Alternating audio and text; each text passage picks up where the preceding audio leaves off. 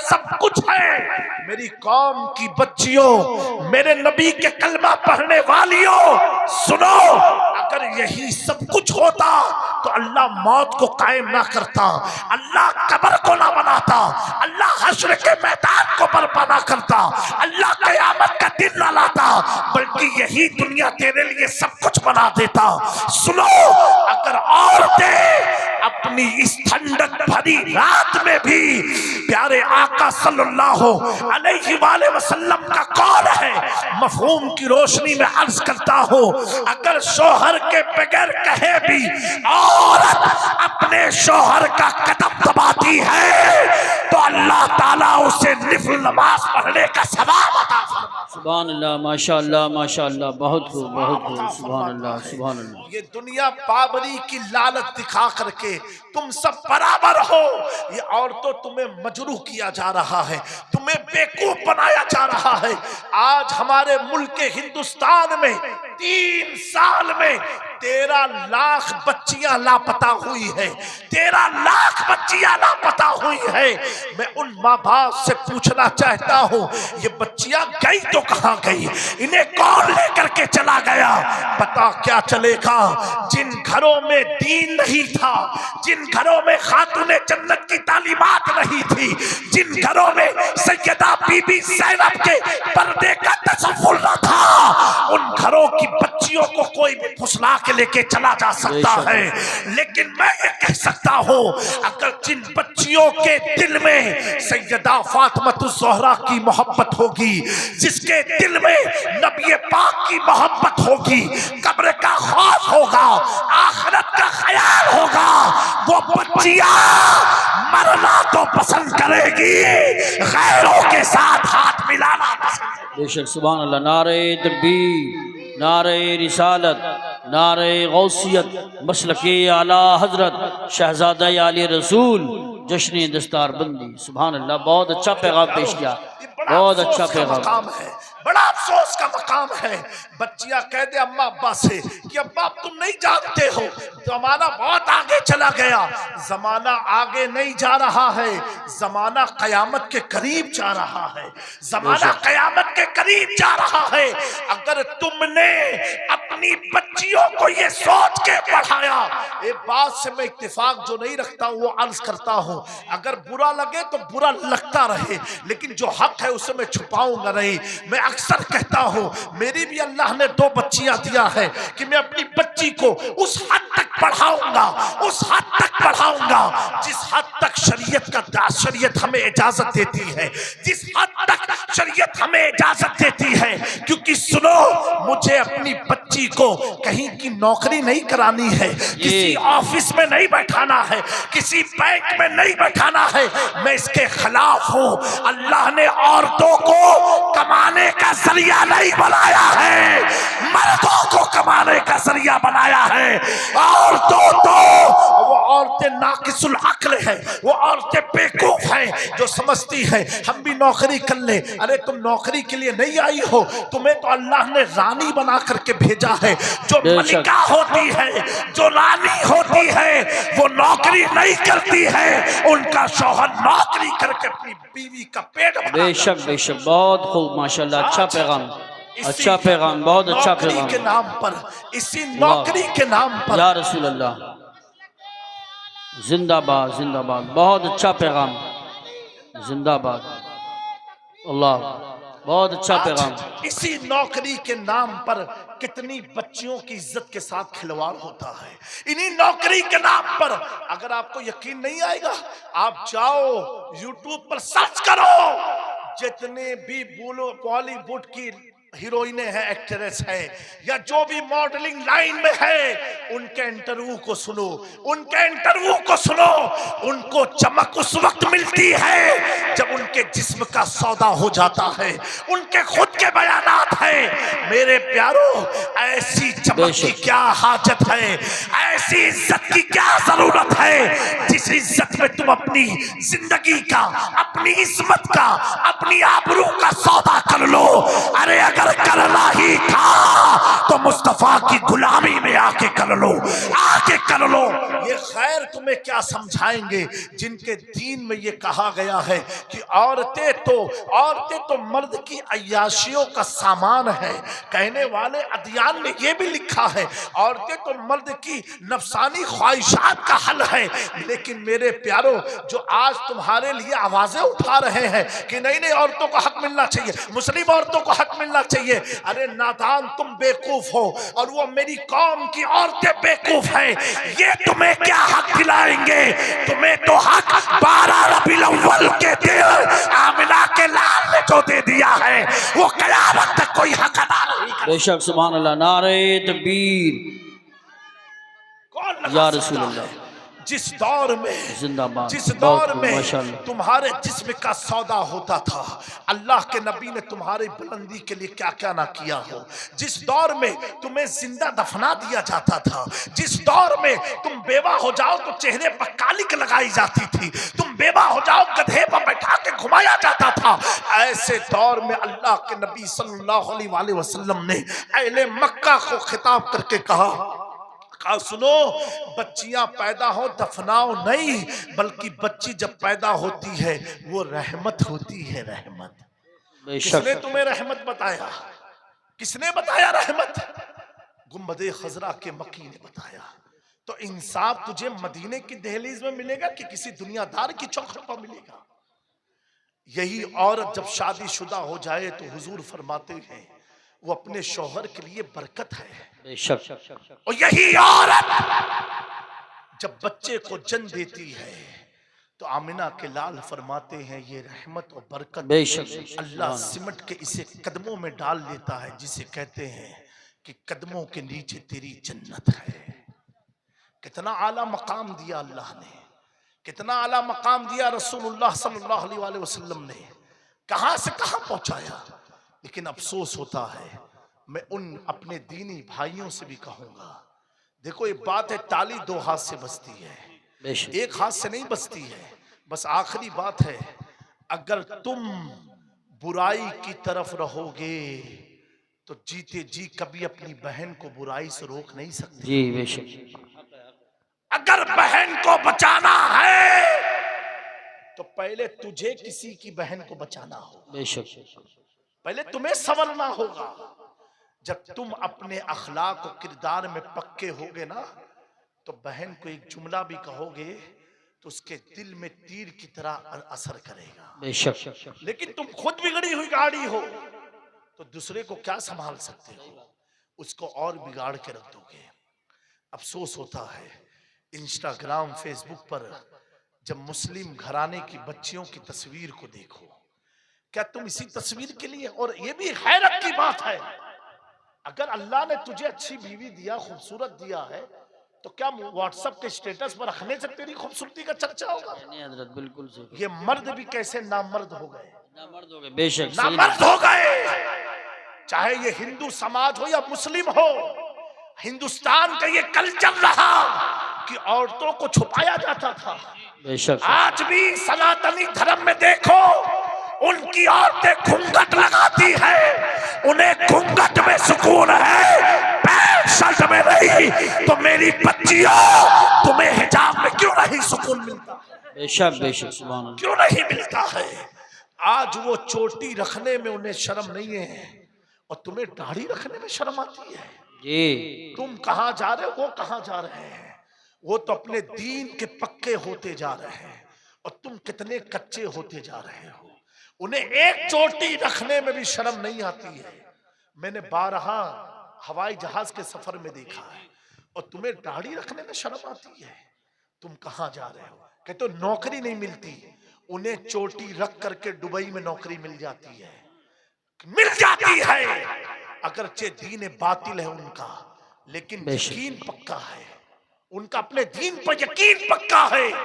अरे जब उन्हें चोटी रख के दुबई में नौकरी मिल सकती है, क्योंकि उन्हें अपने दीन पर भरोसा है।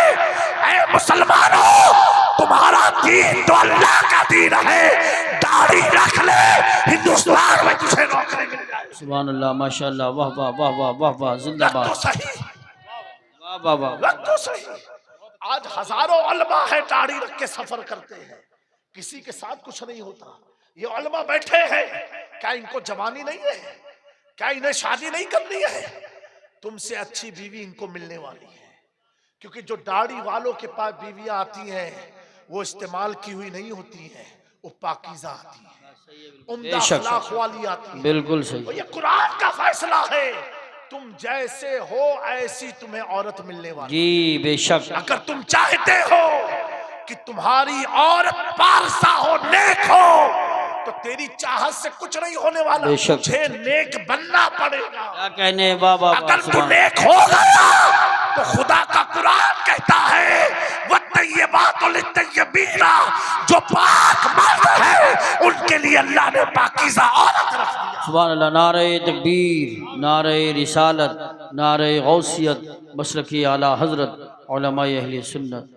बहुत खूब। मेरे कौम के लोगों, ये एक दर्द है, इसे आप समझो, समझो, और नहीं समझे अगर तो ये आकर के मत रोना कि पीर साहब कोई ताबीज बना दो कि मेरी बच्ची आ जाए। फला दरगाह पर मन्नत चढ़ाने मत जाना, अगर जाओगे ना तो वो वली के जलाल से तुम तबाह और बर्बाद हो जाओगे, क्योंकि वक्त बड़ा नाजुक है। इस वक्त को अगर तुमने संभाला नहीं, आने वाला दौर बड़ा ही पुरअशोभ दौर है, आने वाला दौर बहुत खतरनाक दौर है। मैं इतना कहूंगा, अपने दीन में मुकम्मल हो जाओ। जिस चीज से दीन का फायदा है उस चीज में अपनी जिंदगी को सर्व करो। छोड़ दो ये सियासत को, इनको हराना, इनको छोड़ो, अपनी नैया मदीने की तरफ लगा लो। सुभान अल्लाह, माशाअल्लाह। अपने मल्ला गरीब नवाज को बना लो। मेरे प्यारों, कोई कुछ नहीं कर सकता बेशक। जब तक तुम दुनियादारों की चौखट पर भरोसा करते रहो। अच्छा, तुम्हें धोखा मिलता रहेगा, मिलता रहेगा, मिलता रहेगा। आओ ना उसकी चौखट पर, जिसकी बारगाह में आने से इंसान अगर अब्दुल कादिर हो तो गौसे आजम हो जाता है, वाह सुभान, मुईनुद्दीन हो तो ख्वाजाए ख्वाजगा हो जाता है, जिनकी बारगाह में आने वाला अगर अशरफ जहांगीर हो तो गौसुल आलम हो जाता है, बेशक। जिनकी दहलीज पर खड़ा होने वाला अहमद रजा हो तो आला हजरत हो जाता है, बेशक। आओ ना इनसे पूछते हैं तुम्हें तरक्की कहाँ से मिली। वो कहेंगे तरक्की नबी से जो हो बेगाना उसे दिल से जुदा कर दे, पिदर मादर बिरादर जान माल उन पर फिदा कर दे। ए मेरी कौम की बच्चियों, मेरे इन जुमले को बुरा मत मानना, लेकिन सोचना, गौर करना। चंद साल पहले की बात है, एक मुस्कान नाम की बच्ची थी कर्नाटका में, उसने हिजाब लगाया था और दरिंदों की तरह चंद लोग उसके पीछे गए थे हिजाब खींचने के लिए गए थे, लेकिन उस बच्ची ने हिजाब को नहीं हटाया, बल्कि उसने जब अल्लाह अकबर की सदाएं बुलंद की। अब आप सोचो, 11 कुत्तों के बीच में अगर एक बच्ची है और जब उसने अल्लाह अकबर कहा ना तो 11 कुत्ते ऐसे भागे, अल्लाह अकबर, ये कैसे हुआ?